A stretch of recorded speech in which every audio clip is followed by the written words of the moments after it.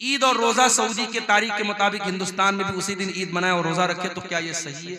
देखिए, कुछ उलमा का जरूर ये फतवा है कि हमें सऊदी के हिसाब से रोजा रखना चाहिए और सऊदी के हिसाब से ईद मनानी चाहिए। कुछ उलमा का ये फतवा है, मगर उन उलमा का ये कहना है कि सारी दुनिया में एक ईद होनी चाहिए और एक रोजा होना चाहिए, जबकि ऐसा नहीं है। हम जानते हैं कि हमारे यहाँ जो चांद दिखता है वो सऊदी के चांद से एक दिन बाद दिखता है आमतौर से। तो अब जब ये डिफरेंस है और हमारी ईद और सऊदी की ईद हर साल डिफरेंट आ रही है, तो उन्हीं उलमा का ये भी फतवा है कि जब तक इस पर सारी उम्मत का इत्तेफाक नहीं हो जाता तब तक अपने इलाके के हिसाब से आप रोजा रखिए और अपने इलाके के हिसाब से आप ईद मनाइए। उसमें कोई नया मसला पैदा करके मुसलमानों पे आपस में इंतशार पैदा। बेंगलोर वगैरह में बाकायदा मैंने देखा कि जो एक चांद वाले लोग हैं जो सऊदी के हिसाब से रोजा रखते हैं, वो एक दिन पहले अपनी ईद मनाते हैं और एक दिन पहले रोजा रखते हैं, उनकी ईदगाह भी अलग है। तो ये तो बहुत बड़ा फितना है, एक इंतशार पैदा हो रहा है, एक फितना पैदा हो रहा है। इससे हमें और आपको परहेज करना चाहिए। कयामत के दिन इंसान अपनी जगह से हिल नहीं पाएगा जब तक वो 5 सवालों का जवाब न दे दे। इन 5 सवालों का जवाब अब्दुल गफ्फार साहब को भी देना पड़ेगा, इन 5 सवालों का जवाब हुसैन सलफी साहब को भी देना पड़ेगा, हमारे नाज़िम इजलास साहब को भी देना पड़ेगा, उस्मान मुखिया साहब को भी देना पड़ेगा, पढ़े लिखे को भी देना पड़ेगा, अनपढ़ को भी देना पड़ेगा, दौलतमंद को भी देना पड़ेगा, गरीब को भी देना पड़ेगा, सीमांचल के लोगों को भी देना पड़ेगा, नॉर्थ इंडिया के लोगों को, साउथ इंडिया के लोगों को, सारे बंदों को, सारे इंसानों को देना पड़ेगा। ला तज़ूलु क़दमा इब्ने आदम, जो आदम का बेटा है, जो इंसान है, जो मर्द है, जो औरत है, हर इंसान को और मर्द औरत को इन 5 सवालों का जवाब देना है। अल्लाह, दुनिया का कौन सा एग्जामिनर है जो एग्जाम के पहले आपको पेपर आउट कर दे? पेपर आउट हो जाए तो एग्जाम कैंसिल हो जाता है। उस मालिक का करम देखो, उस रब्बुल आलमीन की रहमत देखो, उसने कयामत के दिन का पर्चा आउट कर दिया। जा मेरे बंदे, तू तैयारी कर। 5 सवाल का जवाब सबको देना, हिल नहीं सकते। पहला सवाल होगा अनुम्रिही फीमा अफना, ऐ इंसान तूने अपनी जिंदगी को कहां गुजारा? जब तक तू बच्चा था, ना बालिग था, ना समझ था, तेरे गुनाह नहीं लिखे जाते थे, तेरी गलतियां नहीं लिखी जाती थी। जब तू 12-13 साल का हो गया, लड़की को पीरियड आने लगा, लड़के को दाढ़ी मूछ के बाल आने लगे, ज़ेरे-नाब बाल आने लगे, लड़का बालिग हो गया, लड़की बालिग हो गई। अब बालिग होने के बाद से लेकर के अपनी मौत तक, चाहे तू 50 साल तक जिंदा रहा, 60 साल तक जिंदा रहा, 70 साल तक जिंदा रहा, जितनी तुझको जिंदगी मिली मेरे बंदे, तूने बालिग होने के बाद से लेके अपने आखिरी दिन तक तूने क्या क्या किया? चल पूरी जिंदगी का हिसाब दे। अल्लाह, 50 साल में, 60 साल में, बालिग होने के बाद से लेकर बचपन का हिसाब नहीं लिया जाएगा। बचपन में जब इंसान ना समझे उसका अल्लाह के हिसाब नहीं होगा। उसके बाद से लेकर के मरने के दिन तक का हिसाब अल्लाह। अन उम्रिही फीमा, कहां गुजारा तूने जिंदगी, चल हिसाब दे। ये पहला सवाल होगा कयामत के दिन के पेपर। दूसरा सवाल वान शबाबिही फीमा अबला, ऐ मेरे बंदे तू 70 साल दुनिया में रह के आया था, तेरे 40 साल के बाद की जिंदगी तो बड़ी अच्छी गुजरी। मस्जिद का मुतवल्ली भी बन गया, मदरसे का नाजिम भी बन गया, हाजी साहब भी बन गया, फजर की नमाज में लाठी लेके पहुंचने लगा, कोई गलत काम नहीं करता था, दिन रात अल्लाह अल्लाह करता था, बहुत अच्छी बात है। लेकिन ऐ मेरे बंदे तू 20 साल से लेकर के 40 साल तक कैसा था? तेरी जवानी कहां गुजरी? तेरी जिंदगी का सबसे खतरनाक पीरियड कहां गुजरा? कहीं ऐसा तो नहीं तू शराब पिया करता था, कहीं ऐसा तो नहीं तू ज़िना किया करता था, कहीं ऐसा तो नहीं तू गंदी मूवीज देखा करता था, कहीं ऐसा तो नहीं तू नाजायज लड़कियों के साथ चैटिंग किया करता था, कहीं ऐसा तो नहीं तू होटलों में नाच गाना देखने जाता था। वअन शबाबिही फीमा अबला, मेरे बंदे तू अपनी जवानी का हिसाब दे, तूने कहां गुजारा उसको? गौर कीजिए मेरे भाई, सारी जिंदगी का हिसाब अलग होगा और जवानी का हिसाब अलग। तीसरा सवाल वन मालिही मिन ऐन इक्तसबहू, तूने माल कहां से कमाया? क्रिप्टो से कमाया, ड्रीम 11 से कमाया, मेटा ओजोन से कमाया, ऑनलाइन हराम एप्स के जरिए कमाया, सट्टा बाजार के जरिए कमाया, जुआ खेल करके कमाया, क्रिकेट पर सट्टा लगा करके कमाया। कैसे कमाया? ये बड़ा मसला हमारे नौजवानों का है। बेरोजगारी बढ़ रही है तो हमारा नौजवान ऑनलाइन जितने जुआ वाले और सट्टा वाले ऐप्स हैं, हमारा नौजवान बड़ी आसानी से उनके चंगुल में फंस जाता है। बेरोजगारी है, कोई काम नहीं है, नौजवान सोचते चलो यार अच्छा है, बैठे बिठाए पैसा आ जाए। मेहनत नहीं करना चाहता, कारोबार नहीं करना चाहता। मेरे भाइयों, आज मुसलमान अगर बिजनेस में पीछे हैं तो अपनी करतूत से पीछे। वल्लाह हमने गुजरात में देखा, मैं गुजरात में अहमदाबाद में गया, नडियाड में गया, सूरत में गया, मुसलमान अपने बच्चों को नौकरी नहीं करवाते। व्यापारी का बेटा व्यापारी, मारवाड़ी का बेटा मारवाड़ी, मुसलमान वहां अपने बच्चे को व्यापारी बनाता है। चाहे वो छोटी सी दुकान खोल के बैठा है, मगर कारोबार कर रहा है, उसका माइंड कारोबारी है। आज इस मुल्क में हमें और आपको अगर अपने वजूद को बचाना है, हमें बिजनेस और कारोबार में भी आगे बढ़ना है।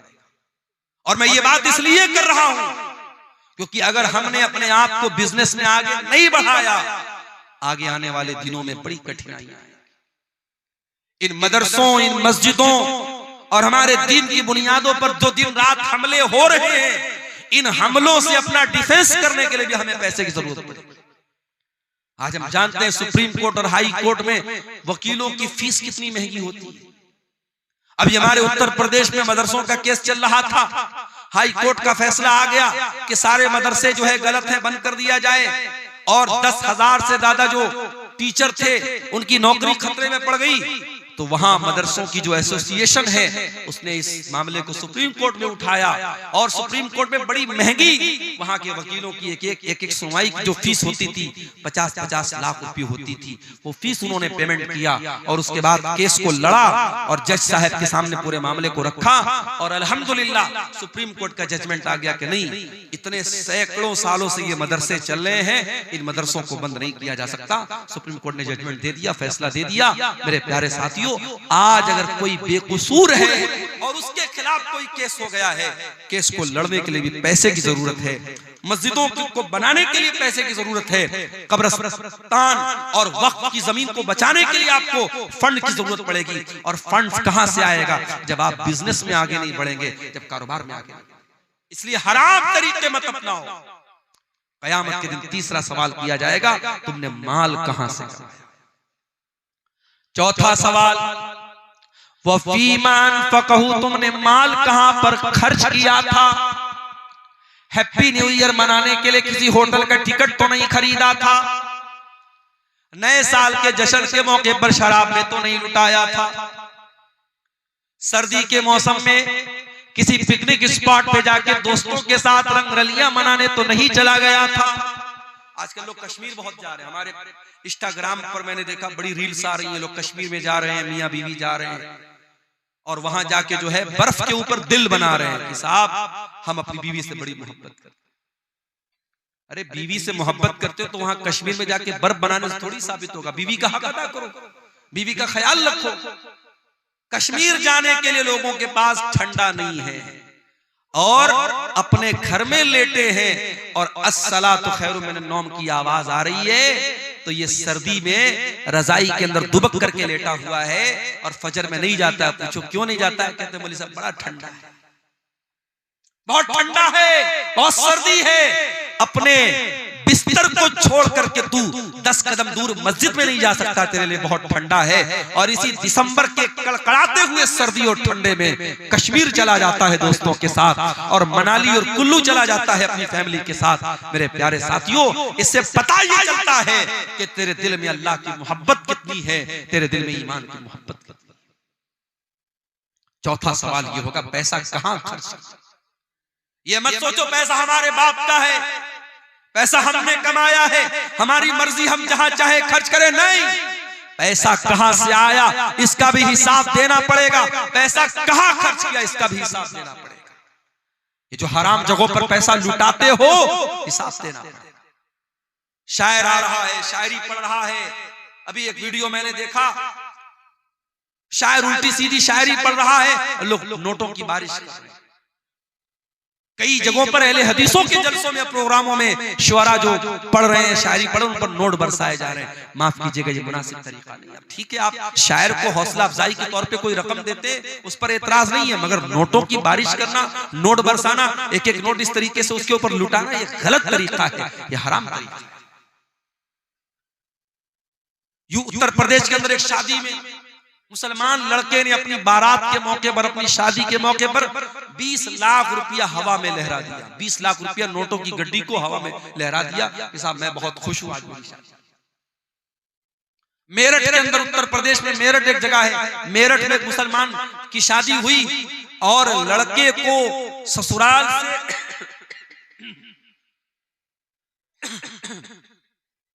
लड़के को ससुराल से 2.5 करोड़ रुपए की रकम मिली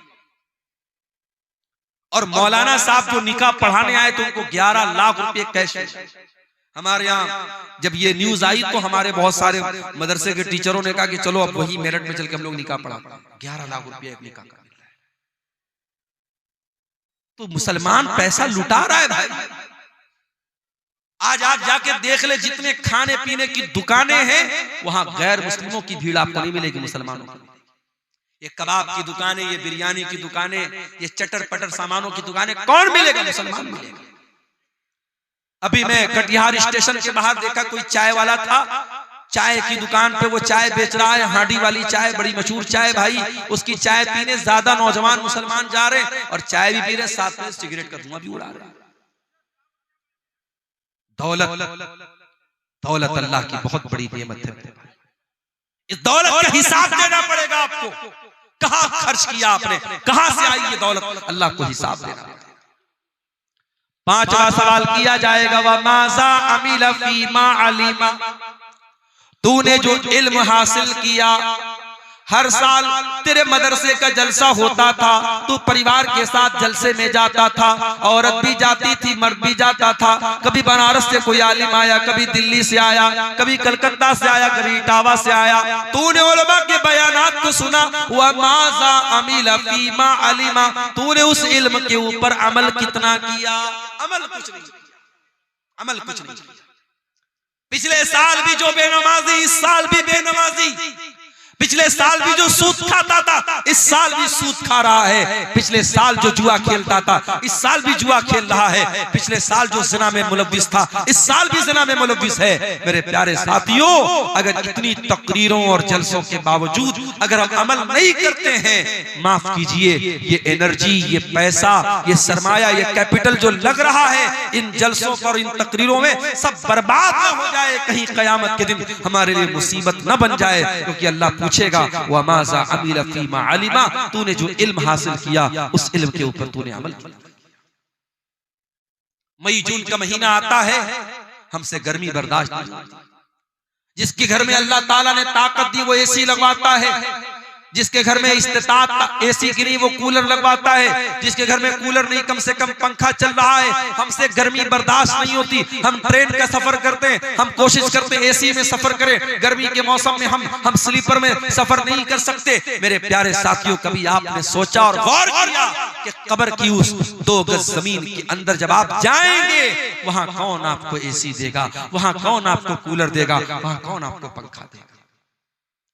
अल्लाह के नबी फरमाते हैं, अगर मरने वाले का अमल ठीक नहीं है, उसका अकीदा ठीक नहीं है, उसकी कब्र को उसके ऊपर तंग कर दिया जाएगा, उसकी कब्र को टाइट कर दिया जाएगा, इतना टाइट कर दिया जाएगा उसके बदन की पसलियां एक दूसरे के साथ मिल जाएंगी और बहुत ही खतरनाक किस्म का फरिश्ता आएगा और ऐसी शक्ल में आएगा, बड़ी हैबतनाक शक्ल में आएगा और हथौड़े से उसके सर पे मारेगा और वो चिल्लाएगा।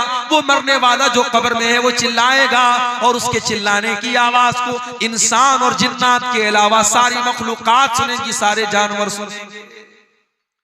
वहां उस कब्र के अजाब से बचने की मेरे भाइयों हमने क्या किया? कयामत के दिन जब सूरज 1 मील की दूरी पर होगा, गर्मी से लोग बेहाल होंगे, पसीने में डूबे हुए होंगे। अल्लाह के नबी फरमाते हैं सबअतुन युज़िल्लुहुमुल्लाहु फी ज़िल्लिही यौमा ला ज़िल्ला इल्ला ज़िल्लुहु। क़यामत के दिन 7 लोग ऐसे होंगे जिनको अल्लाह ताला अपने अर्श का साया देगा, और जिसको अल्लाह ताला अर्श का साया दे देगा उसको एसी की जरूरत नहीं पड़ेगी, उसको कूलर की जरूरत नहीं पड़ेगी, उसको गर्मी ही नहीं लगेगी, उसको पसीना ही नहीं बहेगा। समझो अल्लाह ताला अपनी स्पेशल एसी दे देगा क़यामत के दिन। किसको? 7 लोग। नंबर 1 अल इमामुल आदिल, अदल इंसाफ करने वाला इमाम। इमाम किसको बोलते हैं? मस्जिद में नमाज पढ़ाने वाला इमाम यहां मुराद नहीं है।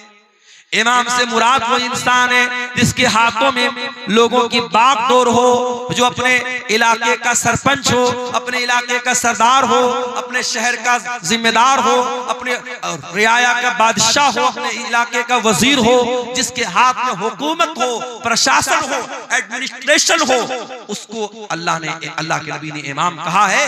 और इमाम की पहचान ये होनी चाहिए, वो इमाम आदिल, जिसके हाथ में हुकूमत हो, वो किसी के साथ अन्याय न करे, अत्याचार न करे, जुल्म न करे। अगर हुकूमत है और अत्याचारी है, वो जालिम है, अल्लाह के उसकी बड़ी सख्त पकड़।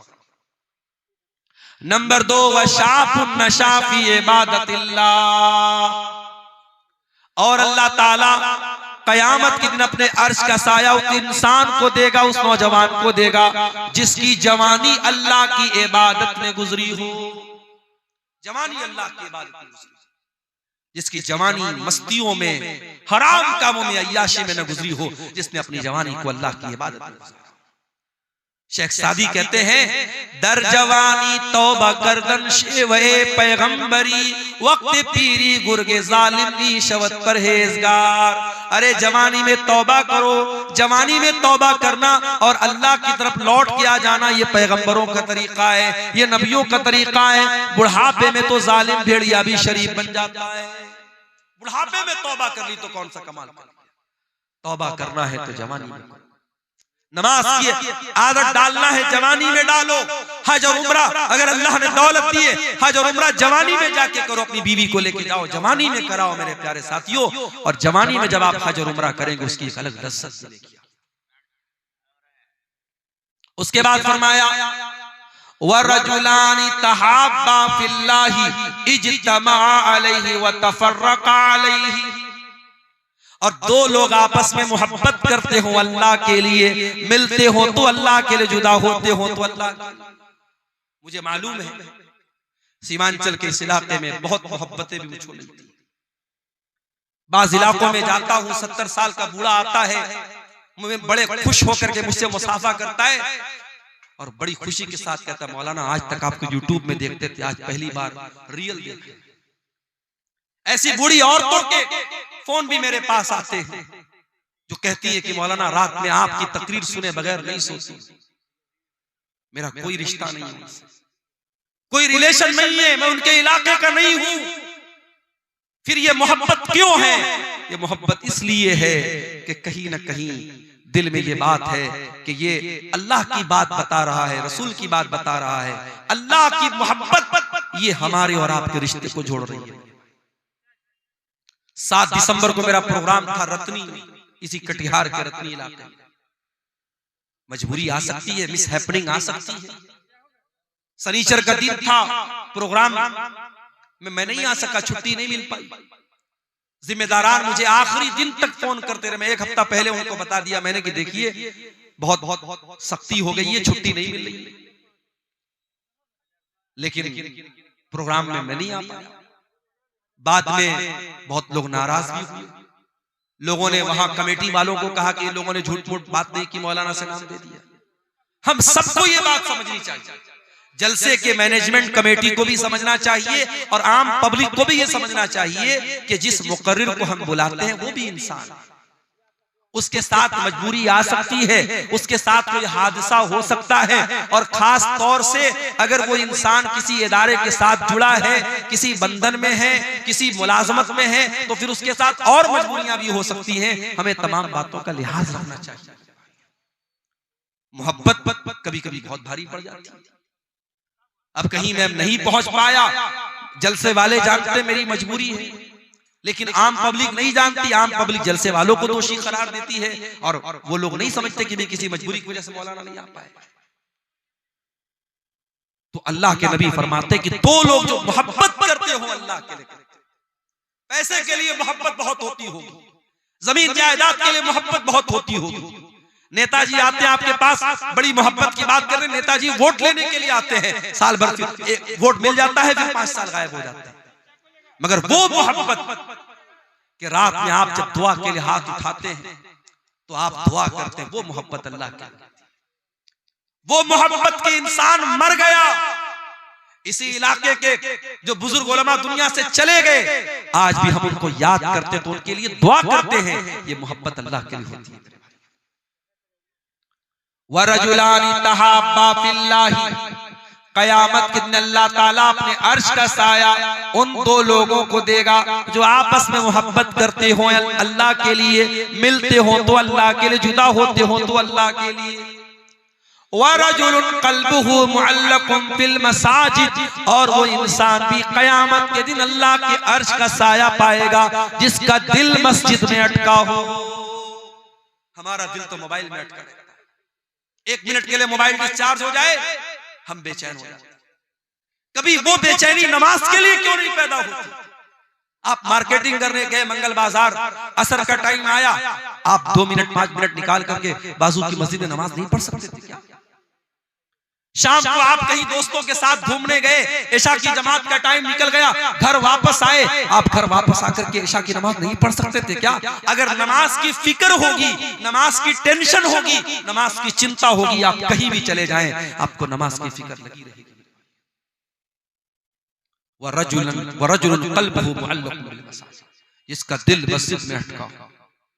अल्लाह के प्यारे नबी को नमाज की इतनी चिंता होती थी, इतनी फिक्र होती थी कि जब जंगे खंदक का मौका आया और दुश्मनों से लड़ाई का टाइम चल रहा था, दुश्मन हमला कर रहे थे, अल्लाह के नबी और सहाबा अपना डिफेंस कर रहे थे, उसी हालत में असर की नमाज का टाइम हो जाता है और जंग इतने जोर से चल रही थी कि जंग को रोक करके नमाज पढ़ने का टाइम नहीं था। यहाँ तक कि सूरज गुरूब हो गया और मगरिब का टाइम आ गया और असर की नमाज कज़ा हो गई। अल्लाह के प्यारे नबी किसी पर बद्दुआ नहीं करते थे, किसी के बारे में बुरा भला नहीं बोलते थे, लेकिन जब उन लोगों की वजह से आपकी असर की नमाज कज़ा हो गई, आपने बड़े गुस्से में बद्दुआ दी और आपने फरमाया मला अल्लाहु बुयूतहुम व क़ुबूरहुम नारा, अल्लाह उनके घरों को जहन्नम की आग से भर दे, अल्लाह उनकी कब्रों को आग से भर दे। शगलूना अनिस सलातिल वुस्ता, उनकी वजह से हमारी फजर की नमाज चली गई, माफ कीजिएगा असर की नमाज, उनकी वजह से हमारी असर की नमाज। नबी की एक नमाज छूटी है, छूटी भी नहीं, कज़ा हुई है। नबी को इतनी तकलीफ पहुंची कि नबी ने बद्दुआ की है।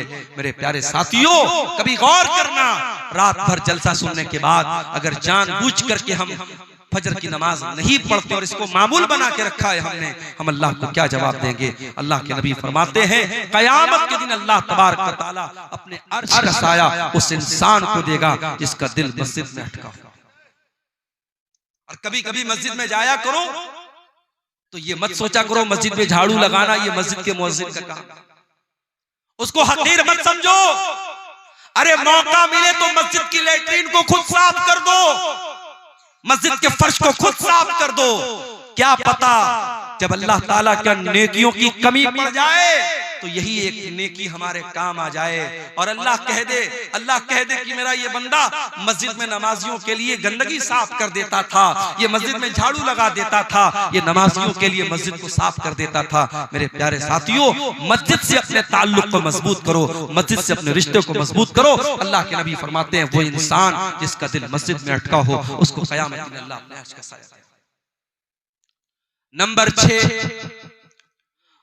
वरजुलुन दातहु इम्राअतुन ज़ातु मनसबिन व जमालिन फ़क़ाल इन्नी अख़ाफ़ुल्लाह, और वो इंसान भी क़यामत के दिन अल्लाह के अर्श का साया पाएगा जिसको कोई खूबसूरत औरत और पैसे वाली औरत, मलका औरत, हुकूमत वाली औरत गुनाह की दावत दे और वो ये कह के ठुकरा दे कि मैं अल्लाह से डरता हूँ। ज़िना का मौका मिले, बदकारी का मौका मिले और वो ठुकरा दे, उस पाक दामन इंसान को अल्लाह के नबी फरमाते हैं कयामत के दिन अल्लाह अपने अर्श का साया देगा। आज हमारा नौजवान क्या कर रहा है मेरे भाई? जिना के मौके तलाश कर रहा है। किसी लड़की का नंबर मिल जाए, बार बार उस लड़की को फोन करके तंग करना। किसी का कोई फेसबुक आईडी मिल जाए, कितनी मुसलमान लड़कियां जो फेसबुक चलाती शिकायत करती हैं। अच्छे खासे जो बड़े दीनदार किस्म के लोग हैं जो दिन रात फेसबुक पर दीन की बातें करते हैं, वो भी प्राइवेट चैटिंग करने की कोशिश करते हैं। मोहतरमा आप क्या कर रही हैं, क्या खा रही हैं? मेरे भाइयों, जिना के मौके तलाश मत करो। अगर अल्लाह ने आपको जिना से बचाया है, बदकारी से बचाया, अल्लाह का शुक्र अदा करो, मौका मत तलाश करो। अगर आज तक अल्लाह ताला ने आपके दामन को इस गंदगी से बचा के रखा है, अपने भाइयों से भी कहता हूं, अपनी बहनों से भी कहता हूं, आइंदा जिंदगी में भी अपने दामन को बचा के रखो। इसलिए कि अगर गुनाह का मौका मिल रहा है तो ये शैतान की बहुत बड़ी चाल है और अल्लाह की तरफ से बहुत बड़ी आजमाइश है। और इस अगर गुनाह का मौका मिलेगा और फिर अपने आप को गुनाह से बचाना फिर आसान काम नहीं होगा। अल्लाह के नबी फरमाते हैं वो इंसान जिसको कोई खूबसूरत औरत और पैसे वाली औरत गुनाह की दावत दे और वो ये कह के ठुकरा दे कि मैं अल्लाह से डरता हूं, उस इंसान को अल्लाह ताला कयामत के दिन अपने अर्श का साया देगा। उसके बाद फरमाया वरजुलुन तसद्दक़ बिसदक़तिन फ़ाख़फ़ाहा हत्ता ला तअलम शिमालुहु मा तुनफ़िक़ु यमीनुहु। अल्लाह के अर्श का साया उस इंसान को भी मिलेगा जो दाएं हाथ से सदका करे और इतना चुपके से सदका करे कि बाएं हाथ को भी पता न चले। जाड़े का मौसम है, एक इंसान कार से जा रहा है, फुटपाथ पर एक गरीब आदमी को देखा, बेचारा सर्दी में ठिठुर रहा है। वो अपने कार से उतरता है और अपनी जैकेट उसको पहना देता है, उसको कंबल उड़ा देता है। उस गरीब को मालूम भी नहीं मुझको कंबल उड़ाने वाला कौन है, उस अमीर को पता नहीं मैंने किसको कंबल उड़ाया है। कोई कैमरे से फोटो भी नहीं ले रहा है, कोई एडवर्टीजमेंट भी नहीं हो रहा है, कोई प्रचार प्रसार भी नहीं हो रहा है। सिर्फ इस बात की खुशी है कि ये काम मैं अल्लाह के लिए कर रहा हूँ। अल्लाह के नबी फरमाते हैं अगर ऐसी कोई नेकी करके जाएगा तो अल्लाह ताला कयामत के दिन उसको अर्श का साया देगा। आजकल तो गरीब को राशन भी देते तो फोटो खींच के देते, कितनी गलत बात है। कोई बेचारा गरीब है, मजबूर है, उस औरत को राशन का पैकेट दे रहे हो तो उसका दुनिया के सामने तमाशा बना और उसका फोटो खींच रहे हो। नहीं होना चाहिए। नेकी इसको नहीं बोलते हैं। नेकी तो ऐसी होती है, नेकी कर दरिया में डाल, नेकी करके भूल जाओ मैंने किसके साथ नेकी की। लेकिन अब वो जमाना खत्म हो गया। अब लोग नेकी करके दरिया में नहीं डालते, अब नेकी करके फेसबुक पर डालते हैं, अब नेकी करके इंस्टाग्राम पर डालते हैं, अब नेकी करके अखबार पे फोटो छपवाते हैं। अल्लाह कुरान के 29वें पारे में कहता है मेरे नेक बंदे गरीबों को खाना खिलाते हैं, यतीमों को खाना खिलाते हैं, कैदियों को खाना खिलाते हैं। वयुतिमून अत्ताम अला हुब्बिही मिस्कीनन व यतीमन व असीरा। मेरे नेक बंदे भूखों को खाना खिलाते हैं और क्या कहते हैं इन्नमा नुतइमुकुम लिवजहिल्लाह, हम तुम्हें अल्लाह को राजी करने के लिए खाना खिला रहे हैं। ला नुरीदु मिनकुम जज़ाअन वला शुकूरा, हमें तुमसे कोई बदला नहीं चाहिए, हमें तुमसे कोई शुक्रिया नहीं चाहिए, हम तो अल्लाह को राजी करने के लिए तुमको खिला रहे हैं। इन्ना नखाफु मिर रब्बिना यौमन अबूसन कमतरीरा, हमें तो कयामत के दिन का डर है, हमें तो अल्लाह के सामने हिसाब देने का डर है, इसलिए हम तुमको खाना खिला रहे हैं। कुछ नेकी ऐसी भी करके जाओ। नेकी का प्रचार करवाना, नेकी का ऐलान करवाना ये तो बहुत होता है, लेकिन नेकी करके भूल जाओ कि मैंने नेकी की है। कुछ ऐसी नेकी भी कयामत के दिन लेके जाओ ताकि अल्लाह ताला कयामत में अपने उन खुशनसीब बंदों में हमें और आपको भी शामिल कर दे। मदीना में गरीबों के घर में महीने की पहली तारीख को रात में अल्लाह का कोई बंदा आता था, महीने भर के राशन की बोरी उनके घर में लाके रख देता था। घर वाले सुबह दरवाजा खोलते थे, देखते थे महीने भर का राशन रखा हुआ है।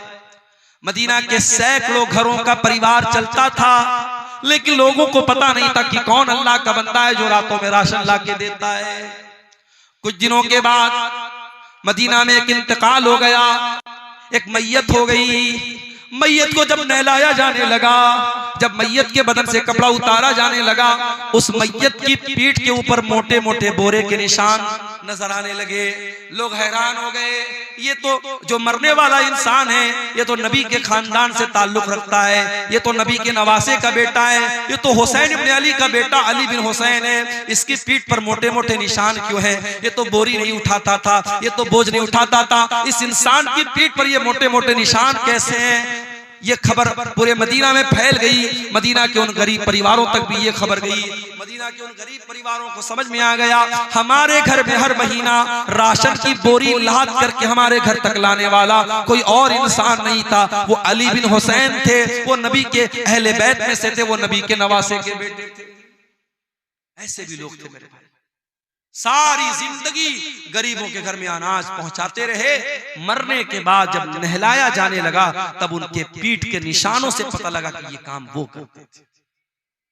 हम और आप तो रियाकार हो गए मेरे भाई, दिखावे की दुनिया आ गई, हर चीज में शो ऑफ आ गया, हर चीज सोशल मीडिया पे हम डालने लगे। हज करने जा रहे हैं, मेरी बीवी कहने लगी, जब मैं उम्रा करने गया, बीवी कहने लगी कि हम लोग भी जो है जब तवाफ करेंगे तो आप अपना हाथ खाने काबा पे रखिएगा और मैं भी अपना हाथ रखूंगी और दोनों लोग फोटो लेंगे। मैंने कहा ये चोंचलेबाजी मुझको पसंद नहीं।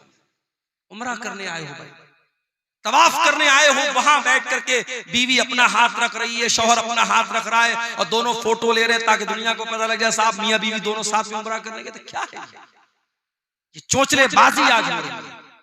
लोग मदीना के अंदर जाके निकाह कर रहे हैं। क्या कोई ऐसी दलील मिलती है कि मदीना के अंदर निकाह करने से सवाब बढ़ जाता है? क्या फेसबुक के ऊपर, इंस्टाग्राम पर वीडियो आता, रील आती कि साहब ये तो बड़ी खुशकिस्मत औरत है, इसका निकाह कहाँ हुआ? मदीना में हुआ। तो क्या हिंदुस्तान में और कटिहार में जो निकाह हो रहा है सब बदकिस्मत लोग हैं? अजीबो गरीब मंतिक है।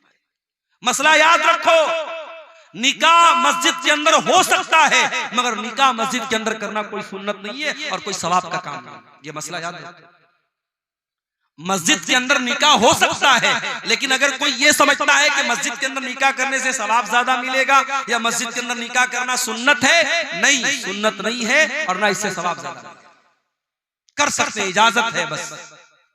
लोग मदीना जाके निकाह कर रहे हैं और वहां औरत बाकायदा दुल्हन बन के आ रही है, लड़का दुल्हा बन के आ रहा है, फोटो खींचा जा रहा है, वीडियो बन रही है। क्या तमाशा हो रहा है मेरे भाई। नबी के शहर को क्या बना के रखा, नबी की मस्जिद को क्या बना के रखा आपने?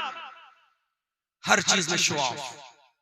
और अब तो ऐसी वीडियो भी आने लगी कि दादा मर गए हैं, दादा का इंतकाल हो गया है, दादा की नाक में रुई डाली गई है, मैयत है, उनका जनाजा पड़ा हुआ है और पोता जो है वो सेल्फी ले रहा है, वीडियो साथ में ले रहा है कि I am with my grandpa, वो अपने दादा के साथ। क्या मतलब है भाई? मुर्दे को तो बख्श दो अल्लाह के वास्ते, जिंदों के साथ बहुत सेल्फी ले लिया। अब्दुल गफ्फार साहब आए, स्टेज पर आने लगे, मौलाना साहब एक सेल्फी दे दीजिए। मौलाना साहब एक सेल्फी आपके साथ लेना चाहता हूं। भाई उलमा के साथ आपको सेल्फी लेने का शौक है, उलमा की बातों पर अमल का शौक है? सेल्फी लेने का शौक अगर सिर्फ इसलिए है ताकि दोस्तों को बता सकूं फला आलिम के साथ मैंने सेल्फी लिया था, फला मौलाना साहब के साथ मैंने फोटो लिया था, सिर्फ अगर अपना शो ऑफ करना है, अपनी वाहवाही करना है, तो मेरे भाइयों बहुत गड़बड़ है ये चीज।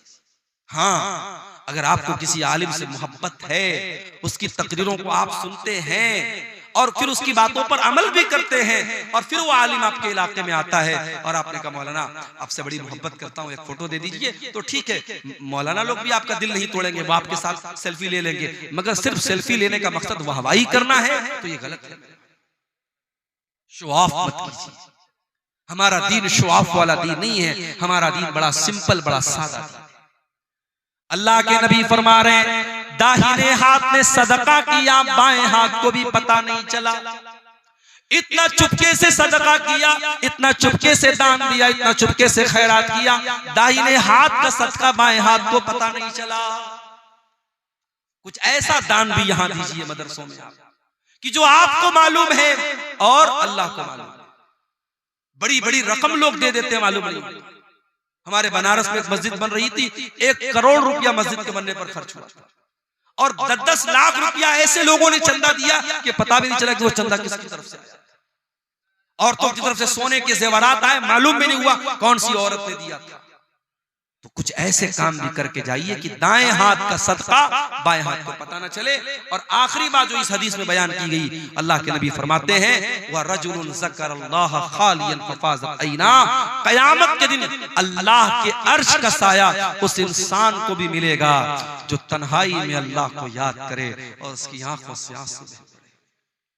मेरे भाइयों, अगर आपका दिल कुरान सुन करके भी नहीं रोता है, आपकी आंखों से कब्रिस्तान की कब्र देख करके भी आंसू नहीं निकलते हैं, इसका मतलब कि दिल की जमीन बंजर हो चुकी है, दिल के अंदर से ईमान खत्म।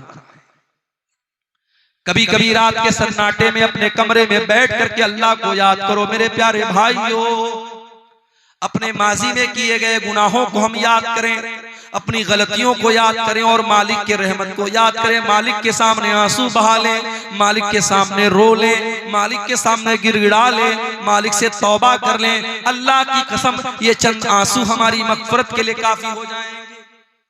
अल्लाह के प्यारे नबी फरमाते हैं ऐना नीला तमस्सुहु मन्नार, दो आंखें ऐसी हैं जो जहन्नम के अंदर नहीं जा सकती हैं। ऐनुन तारुसु फी सबीलिल्लाह, एक वो आंख है जो अल्लाह की राह में चौकीदारी कर रही है, जो अल्लाह की राह में बॉर्डर पर दुश्मनों से अपने देश की हिफाजत कर रही है, अपनी सरहद की हिफाजत कर रही है। वह ऐनुन बकत मिन खशियतिल्लाह, और वो एक आंख जो अल्लाह के खौफ से, जिस आंख से आंसू बहता है, वो आंख भी जहन्नम की आग में नहीं जाएगी।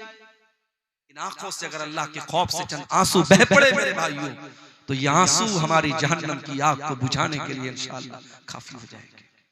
और ये भी याद रखो, सर्दी जब बहुत ज्यादा होती है ना, तो हम घरों से नहीं निकलते। अभी तो सर्दी नॉर्मल है, लेकिन जनवरी में हो सकता है सर्दी ज्यादा पड़ेगी। जब सर्दी ज्यादा पड़ती है तो कोहरा बहुत ज्यादा हो जाता है, लोग अपने घर से नहीं निकलते। आपको मालूम है, सर्दी का ज्यादा होना भी जहन्नम के अजाब की एक निशानी है। अल्लाह के नबी फरमाते हैं जहन्नम साल में 2 मरतबा सांस लेती है। जो गर्मी पड़ती है, सख्त गर्मी, जो मई जून की गर्मी पड़ती है, वो जहन्नम के सांस लेने की वजह से पड़ती है। और जो कड़ाके की सर्दी पड़ती है, वो जहन्नम के सांस लेने की वजह से पड़ती है। ये सही बुखारी और सही मुस्लिम की सही रिवायत है। तो मेरे अजीजों, मेरे नौजवान साथी, अपनी जिंदगी का मकसद अल्लाह को राजी करना बनाओ। मेरे भाई, दुनिया वालों के चक्कर में मत पड़ो। दुनिया वालों को खुश करने के लिए कोई काम करोगे, आज लोग खुश होंगे, कल गाली देंगे। दुनिया वालों की मोहब्बत कब बदल जाएगी नहीं मालूम।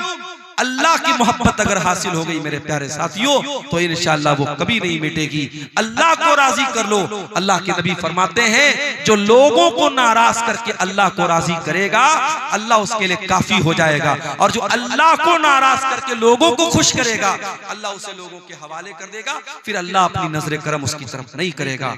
मेरे नौजवान साथियों, अपनी जवानी की अहमियत को समझो और जवानी में तौबा करो और जवानी को गुनाहों से दूर करो। ये जितने गलत काम आज हो रहे हैं हमारे नौजवानों के अंदर, इन्हें देखकर वाकई में अफसोस होता है, तकलीफ होती है कि आज इस उम्मत का नौजवान कहां जा रहा है। जब सुबह हम 4 बजे रोड पर निकलते हैं, गैर मुस्लिम नौजवान हाईवे पर कसरत कर रहे हैं। कोई पुलिस की में जाने की तैयारी कर रहा है, कोई आर्मी में जाने की तैयारी कर रहा है, अपने दुनिया की नौकरी के लिए और दुनिया के मकसद के लिए। एक गैर मुस्लिम नौजवान सुबह 4 बजे उठ करके सड़क पर, वो भी टी-शर्ट पहन करके, लोअर पहन करके वो कसरत कर रहा है। और हमारा मुसलमान नौजवान रात में सिगरेट पी करके और जुआ खेल करके और शराब पी करके पड़ा हुआ है बिस्तर के ऊपर और फजर की नमाज में गायब है। मेरे प्यारे साथियों, ये सूरत हाल बड़ी तकलीफ दे है, ये सूरत हाल बड़ी तकलीफ दे है। आज उम्मत के नौजवानों को आगे बढ़ने की जरूरत है। हमारी तारीख बड़े रोशन नौजवानों से भरी पड़ी है। हमने तारीख में उक़बा इब्न नाफे को देखा है, जिसने बहरे अतलस में अपने घोड़ों को दाखिल किया था और कहा था अल्लाह की कसम, मोहम्मद के रब की कसम, अगर मुझे मालूम हो इस दरिया के उस पार भी कोई मखलूक रहती है, तो मैं अल्लाह की राह में अपने घोड़ों को पानी में डाल दूंगा और जाकर के उस कौम से जंग करूंगा जब तक कि वो ला इलाहा इल्लल्लाह और मोहम्मद रसूलुल्लाह का कलमा नहीं पढ़े। हमारी कौम तो बहादुरों की कौम रही है मेरे भाई, हमारी तारीख तो बहादुरों की तारीख रही है। ये बुज़दिली की चादर हटा दो, ये मायूसी की चादर हटा दो, इस मुल्क की तारीख बड़ी रोशन रही है। इस मुल्क को आजाद कराने में मौलाना अबुल कलाम आजाद, मौलाना हसरत मोहानी और इसी तरीके से बहुत सारे उलमाए किराम ने अपनी कुर्बानियां दी हैं। आज इस मुल्क में जो हालात हम देख रहे हैं, हम मायूस ना हो। इंशाअल्लाह अगर हम मेहनत करेंगे, स्ट्रगल करेंगे, मुल्क के हालात की तस्वीर भी इंशाअल्लाह बदलेगी। ये एक दो सवालात आए हैं, हम जवाब देकर के इंशाअल्लाह अपनी बात को खत्म करेंगे। एक सवाल आया है, क्या कोई नमाजी चीर कर दूसरे नमाजी को साइड हटाकर बैठते हैं तो उसकी इस्लाम में जायज की क्या सूरत है क्या? देखिए, ये बड़ा अहम मसला पूछा है जिसने भी पूछा है। मान लीजिए कि आप मस्जिद में गए और आगे की सफ में जगह नहीं है और पीछे आप अकेले हैं। अब अकेले सफ के पीछे अकेले नमाज पढ़ने से अल्लाह के नबी ने मना किया है, तो अब आप क्या करेंगे? तो कुछ लोग कहते हैं कि आगे की सफ में से किसी को खींच लेंगे हम। तो ये जो खींचने वाली रिवायत है वो सही नहीं है, ज़ईफ है। तो खींचना तो सही नहीं है। अब क्या करेंगे? वेट करेंगे। कितना वेट करेंगे? अगर ज्यादा वेट करेंगे तो नमाज चली जाएगी, रकात चली जाएगी। तो अगर रकात जा रही है या नमाज जा रही है तो आप अकेले भी सबके पीछे खड़े हो सकते हैं। अगर साइड में कोई जगह नहीं तो आप अकेले खड़े हो सकते हैं। अब आप पूछेंगे मौलाना साहब जब मना किया गया हदीस में तो अकेले क्यों खड़े हो? तो इसलिए क्योंकि ये एक्सेप्शनल सूरत हाल है, ये मजबूरी की सूरत है और मजबूरी में सबके पीछे अकेले खड़े हो सकते। मिसाल के तौर पर अगर मर्दों की सफ लगी है और एक औरत को नमाज पढ़ना है तो औरत कभी भी मर्दों की सफ में नमाज नहीं पढ़ेगी, वो पीछे पढ़ेगी। तो अगर अकेली औरत और आगे मर्दों की सफ लगी है, या मान लो मियां बीवी भी घर में नमाज पढ़ रहे हैं, शौहर नमाज पढ़ा रहा है तो शौहर आगे खड़ा होगा, बीवी पीछे खड़ी होगी।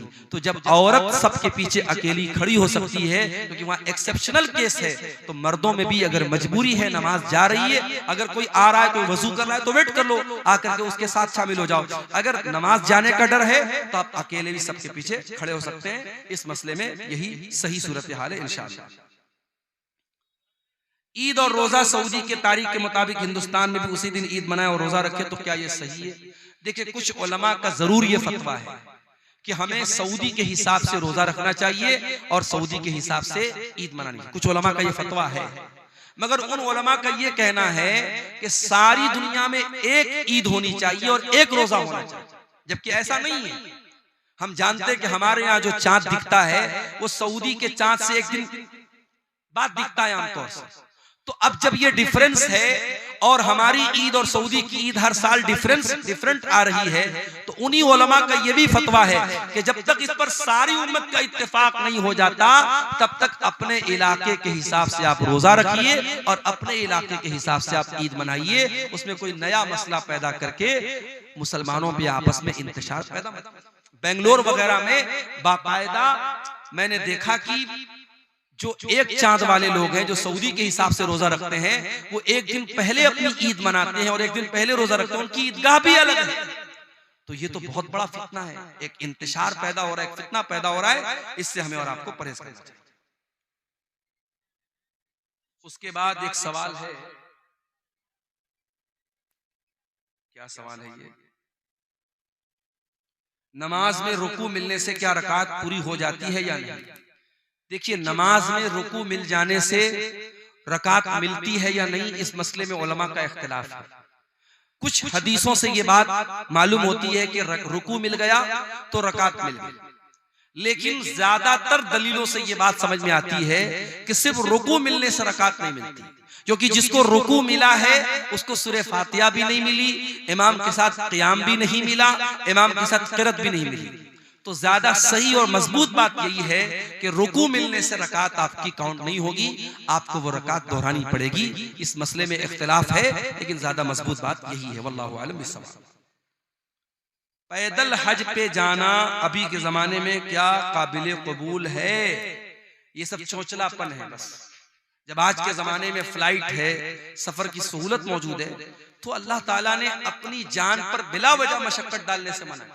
ये तो वही वाली बात हो गई कि मस्जिद में एसी लगा है और पंखा लगा है और हम जानबूझ करके धूप में नमाज पढ़ेंगे। नहीं साहब, हम तो गर्मी बर्दाश्त करेंगे। रोजे की हालत में हम जानबूझ करके दिन भर गर्मी में धूप में रहेंगे ताकि हमको रोजा ज्यादा पता लगे, तो अपनी जान पर बिला वजह मशक्कत डालना, ये जब एक सहूलत है फ्लाइट का सफर। आप एक जमाने में लोग पानी के जहाज से हज करने जाते थे, 6-6 महीना लोग जाते थे और उसमें कितने लोग हाजी लोग रास्ते में मर जाते थे, इंतकाल हो जाता था। आज अल्लाह का फजल करम है, कलकत्ता से, दिल्ली से, मुंबई से डायरेक्ट फ्लाइट जा रही है जद्दा। आप 4 घंटे में 3 घंटे में जद्दा पहुंच गए। तो जो काम 3 घंटे में हो सकता है बिला वजह आप 3 महीने में करेंगे, ये बिल्कुल सही चीज नहीं है। अगर कोई मुसलमान लड़की किसी गैर मुसलमान से शादी होने के बाद वो लड़की तलाक लेना चाहती है तो उनका तलाक हो जाएगा। किसी मुसलमान लड़की का किसी गैर मुस्लिम लड़के के साथ शादी करना सही ही नहीं है, वो गलत है, हराम है, बातिल है, जिना है। इस्लाम में उस निकाह की कोई हैसियत नहीं है, इनवैलिड है वो निकाह। अब अगर वो लड़की तलाक लेना चाहती है तो अब जाहिर है गैर मुस्लिम से शादी किया है तो उसी के मजहब के हिसाब से किया होगा, तो अब इंडियन कानून के एतबार से अदालत वगैरह से वो तलाक ले ले, लेकिन इस्लामी एतबार से उसको तलाक लेने की कोई जरूरत नहीं है। अगर उसे अपने गुनाह पर पछतावा है, अल्लाह से सच्ची तौबा करे और फिर किसी मुसलमान से सही तरीके से निकाह करे। उस निकाह को इस्लाम ने निकाह माना ही नहीं है, उस पर तलाक लेने की कोई जरूरत नहीं है।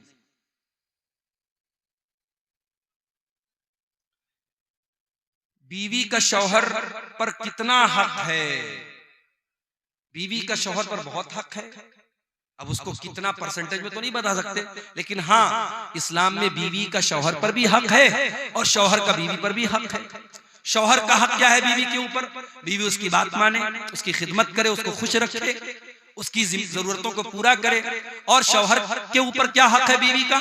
शौहर बीवी की तमाम जरूरतों को पूरा करे, उसको अच्छा खिलाए, अच्छा पहनाए, उसके ऊपर जुल्म न करे, उसके जज्बात का ख्याल रखे। तो दोनों का एक दूसरे पर हक है। इस्लाम में वन वे ट्रैफिक नहीं है, इस्लाम में एक तरफा कोई भी हुक्म नहीं है।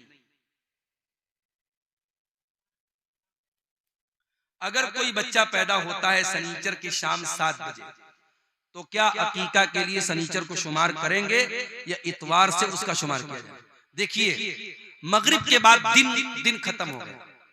अब मान लीजिए कि शाम को 7 बजे बच्चा पैदा होता है सनीचर को, और मगरिब की अजान अगर उस इलाके में 6 बजे हो रही है, तो फिर वो सनीचर का दिन पहला दिन नहीं माना जाएगा, इतवार का दिन पहला दिन। और इतवार, सोमवार, मंगल, बुध, जुमरात, जुमा, सनीचर को उसका अकीका करेगा। वो बच्चा इतवार का पैदा माना जाएगा और सनीचर वाले दिन उसका अकीका करेंगे। कोई दुआ की दरखास्त जुमा की नमाज की बात करे तो क्या हाथ उठा के दुआ कर सकते हैं? देखिए, अगर कोई दुआ की दरखास्त करे तो खतीब ऐलान कर दे माइक में कि भाई फलां बीमार है या फलां को कोई मसला है, आप लोग उसके लिए दुआ करें। लेकिन बाकायदा इमाम साहब हाथ उठा के दुआ करें, भाई फलां बहुत बीमार है, अल्लाह ताला उसको शिफा दे, और सारे लोग उस पर आमीन बोले, तो ये सूरत तो ठीक नहीं है। हाँ, इमाम अपील कर दे, अब मुक्तदी लोग अपने अपने हिसाब से जब दुआ करें तो उस इंसान के लिए भी अपनी दुआ में शामिल कर लें उसको, तो ये सूरत हाल जायज है। वल्लाहु आलम। ठीक है, सारे सवाल हो गए। अल्लाह ताला हम सबको